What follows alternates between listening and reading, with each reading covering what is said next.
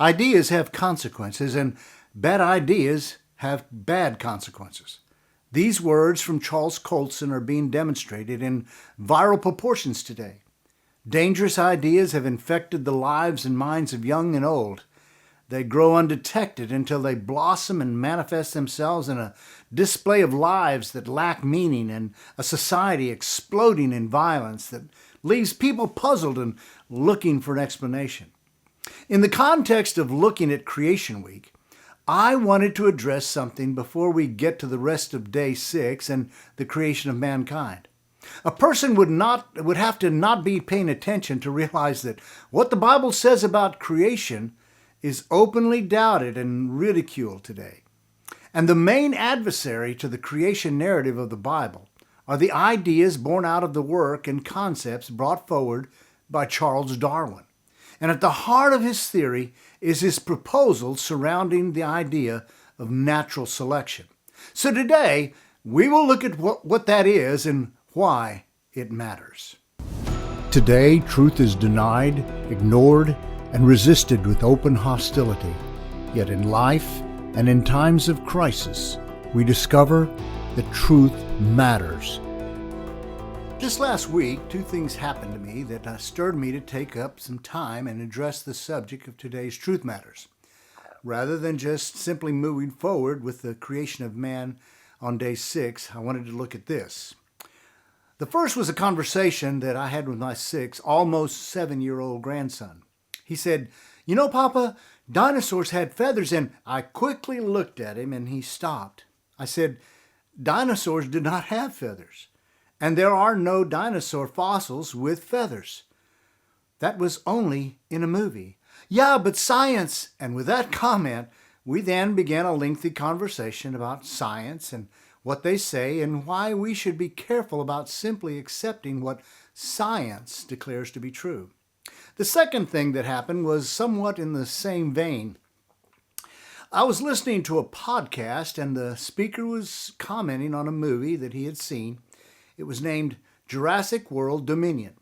In an early scene, Dr. Alan Grant, a paleontologist played by Sam Neill, made a very foundational comment which could easily go past unnoticed. He said, "Paleontology is a search for truth, and there's truth in these rocks." In this comment, and in the comment made by my grandson, is a hidden assumption. And the assumption is, if science declares it, it's true. It can't be and should not be questioned. Now, science can make statements that are true, as any of us can. There are rocks, and that is true. There are remnants of dinosaurs in rocks. That's true. But they're really not in the truth business. I like what Dr. Brian Thomas, a research scientist, put it. Searching for truth is in the realm of philosophy. The best science can do is build models and test these models to figure out which model makes the most sense of the evidence at hand with the fewest assumptions involved. It's not a search for truth. It's whatever model works best. And models can be replaced. But truth is by definition universal and unchanging. In the passing of time and the development of ideas in the context of the death of truth, science has taken a place in our world as the authoritative arbiter of truth. Now, don't misunderstand me. I am not anti-science. The sciences provide us with volumes of wonderful information from the observations they have made. We have benefited greatly from inventions stirred on by discoveries made. I work with computers. I talk on a mobile phone built with technology I don't pretend to understand. Everything we know of owes its existence to something else. And yet, even Siri and Google cannot answer questions of truth. The best science can do is propose a model and to explain the existence of what is around us. As I've said before, the Bible provides us a description of where everything came from. It says He created it. He didn't expound on how He did it other than reveal that He spoke and it came into being. That's His explanation of how everything got here. I have mentioned before also that naturalism declares that The explanation for everything is found only in what can be found in nature. There's no provision for a creator in naturalism. Therefore, it is in opposition to what the Bible declares. Now, when it comes to an explanation of the origin of life, there is one overshadowing proposal and explanation, that is the theory of evolution. This theory was proposed by Charles Darwin in his work, The Origin of the Species.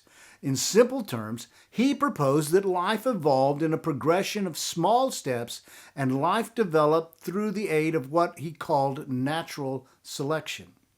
If you allow me, I want to use, for the most part, words from proponents of this idea to unwrap just what they're saying and what they mean, and of course, why it matters. J. Cohen said this: "The theory of natural selection has a big job, the biggest job in biology. Its task is to explain how every adaptation evolved step by step from traits that preceded it." Douglas J. Futuyma, in 2013, in his book Evolution, he said this: "Natural selection is a simple concept, but it is perhaps the most important idea in biology. It is also one of the most important ideas in the history of human thought, for it explains the apparent design of the living world without recourse to a supernatural or omnipotent designer." Did you catch that? Natural selection explains away the need for a supernatural designer. Baba Yala in 2007 said, "Darwin's theory of natural selection accounts for the design of organisms and for the wondrous diversity as the result of natural processes, the gradual accumulation of spontaneous arisen variations, mutations, sorted out by natural selection. This was Darwin's fundamental discovery, that there is a process that is creative, although not conscious." All right then, because natural selection, we have an explanatory process that doesn't require God. That is creative, although not conscious. It's wonderful, but it doesn't know it. It is not aware of it. It is not conscious. Now that's the baseline of the theory. I have to tell you that I've heard and read many Christians agreeing to the notion of natural selection without giving much thought to the full implications. Just saying the words natural selection seems harmless enough. I mean, we see creatures adapt to their environment and changes have been noted. Isn't that what he's talking about? Well, I mean, couldn't God have used the process like evolution and natural selection to get things to where we see them today? No, you're missing something. Setting aside for the moment the matter of origin, you must understand that the process of natural selection and a created order are fundamentally different. It's the difference of an internalist view versus an externalist view. Let me explain. The Bible said that God made creatures after their own kind. For instance, He made the bird kind. Within that kind is all they need to multiply, adapt, and even change, but all within their kind. Today, we would say that they have the complete genetic material to travel across various environments and adapt to those environments, and even changes can be noted.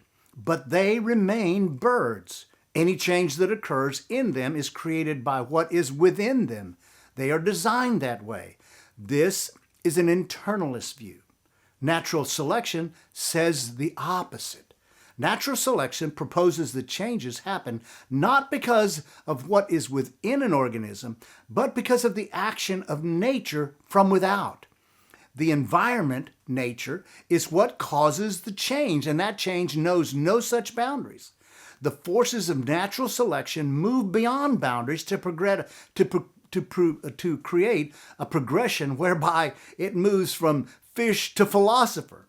I am not mischaracterizing their position. Richard Lewontin explains it well. He says, "For Darwin, the external world, the environment, acting on the organisms, was the cause of the form of organisms. The environment, the external world with its autonomous properties, was the subject, and the organism was, again, the object acted upon.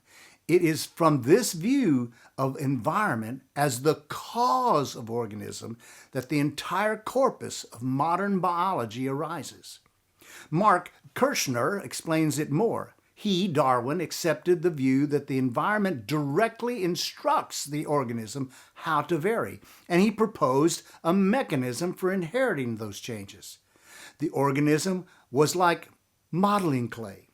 The external environment shaped and changed organisms. William Dembski, in his book, The Design Revolution, said, according to Darwin, nature itself constitutes the supreme animal breeder that shapes the path of life. In particular, necessity in the form of natural selection and chance in the form of random variation are said to account for all biological complexity and diversity. The crazy thing is, even though evolutionists use the term natural selection, there is little agreement about what exactly it is. W. Ford Doolittle, a leading evolutionary theorist, said this: many practicing biologists accept that nothing in their discipline makes sense except in the light of evolution, and that natural selection is evolution's principal sense maker. But what natural selection actually is, a force or a statistical outcome, for example, and the levels of that biological hierarchy, genes, organisms, species, or even ecosystems at which it operates directly, are still actively disputed among philosophers and theoretical biologists. Darwin, in his work that natural selection acted like a human breeder that selects some and not others, is what he said. He used this metaphor, granting to nature the same attributes of a conscious mind, but declaring that it had no such mind. Jerry Forder wrote about this. He said, he, Darwin, seems to have been seduced by an analogy to selective breeding, with natural selection operating in the place of a breeder. But this analogy is patently flawed. Selective breeding is performed only by creatures with minds, and natural selection doesn't have one of those. A contemporary of Darwin, Alfred Wallace, warned Darwin not to use the metaphor. Neil Thomas noted that against the objections of Wallace and other colleagues who pointed out to him that there was simply no comparison between what animal breeders did by the use of human ingenuity and how mindless nature acted itself. And yet, this metaphor is used and accepted without thought among scientists and even the general public. Richard Lewontin points out this, saying, nothing creates more misunderstanding of the results of scientific research than scientists' use of metaphors. It is not only the general public that they confuse, but their own understanding of nature that is led astray. Unfortunately, even modern evolutionary biologists, as well as theorists of human social and psychological phenomena who have used organic evolution as a model for general theories of their own subject, are not always conscious of the dangers of the metaphor. Imagine, a metaphor drives people to believe, not evidence, a metaphor. What has occurred in that nature? What has occurred is that nature, which has no mind, is proposed as the acting agent of change. I appreciate what William Dembski said in his book, The Design Revolution.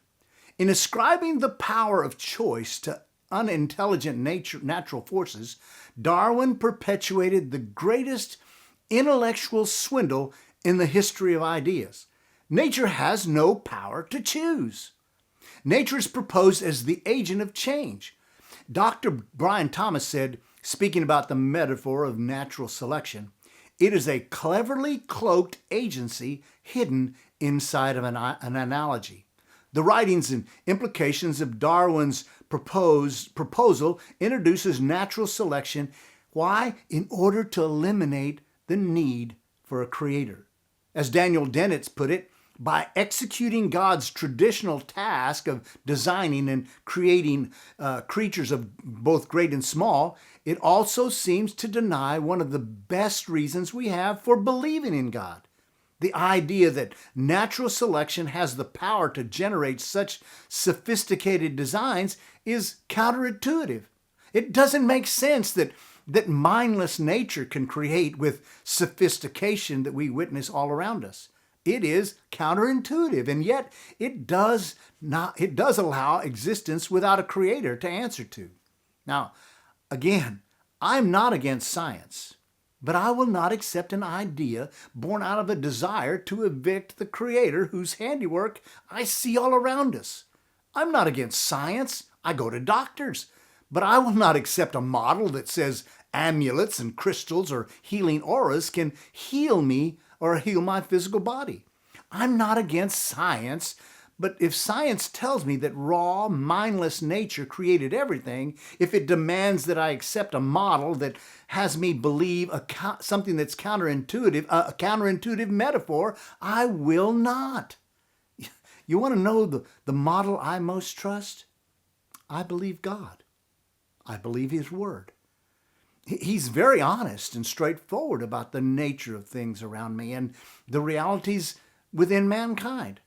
I can also tell you that without doubt that God is nowhere near any ideas that deny the reality that He is God and Creator.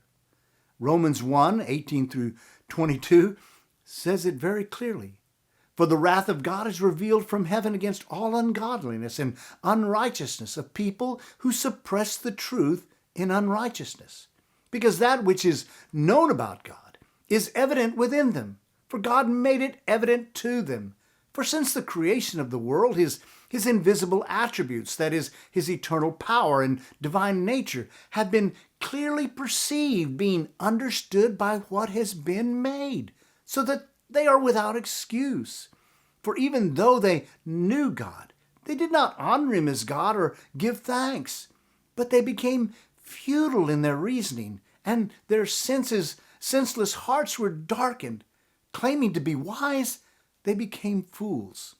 In the absence of any acknowledgement of God, the naturalists demand, follow the science. God is an antiquated idea, a concept beyond anything that we know now.